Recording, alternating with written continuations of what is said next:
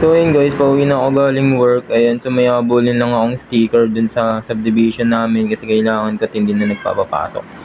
Kaya kailangan ko nang umuwi at kunin muna yung sticker na para sa motor ko. Ayan, let's go. And then diretso na ako ng Dasma para maka-attend naman ako ng dance class. So ayun, nakuha ko na yung sticker kaya magmamadali na ako pupuntang Dasma. At ayun na nga, late na ako kasi medyo matraffic. Tapos ayan na, nag-start na nga sila. So ako, isahabol ako. Syempre walang magtuturo sa akin, hindi naman tayo VIP dito. Kaya kailangan kong pick up yung steps. Susunod-sunod lang ako sa kanila. Ayan, dalawa kasi kami na late. Ayan, yung katabi ko na nandun sa may likod ako na kulay black. Late din siya kaya nangangapa lang kami. So ginagaya lang namin yung mga steps ng ginagawa ng iba hanggang sa matutunan namin at makasabay kami. Sariling sikap, of course. Let's go. So bilang isang dancer nga, kailangan nung matutunan yung steps kahit nanonood ka lang. Yan, di ba? Ang galing. Lupit. At dito nga unti-unti ko na nakuha yung steps, nakasabay na rin ako kahit papano at medyo nangangapa-ngapa pa pero okay na, all goods na at nakakasabay ako. Ayan, tinan nyo.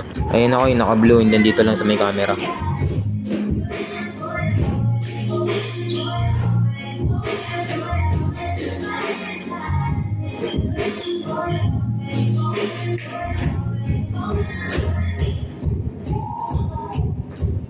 At ayun na, nawala na sa dulo kasi bagong steps na naman. So yun nga, after na no, natapos na namin lahat ng steps. So groupings naman yung sasayaw. Group by group na kami. Ito naman yung sa akin guys. Medyo na-blanco na ako dyan nang di malaman.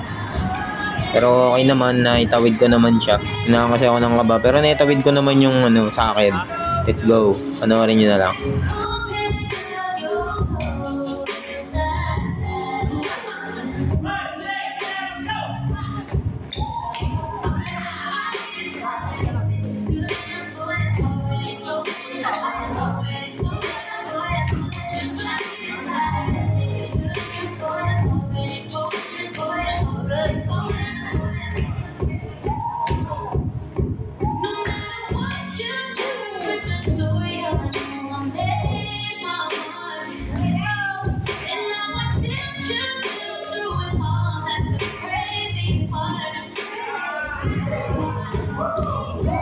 Nakahinga ng maluwag na iraos eh.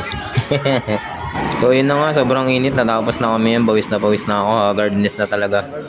Kaya yun, mag-gym na ako.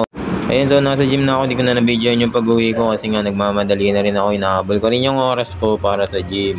At kumain nga muna ako ng Goya Dark Chocolate at Vitamilk para may lakas ako kahit papaano kasi medyo hapong-hapo na ako.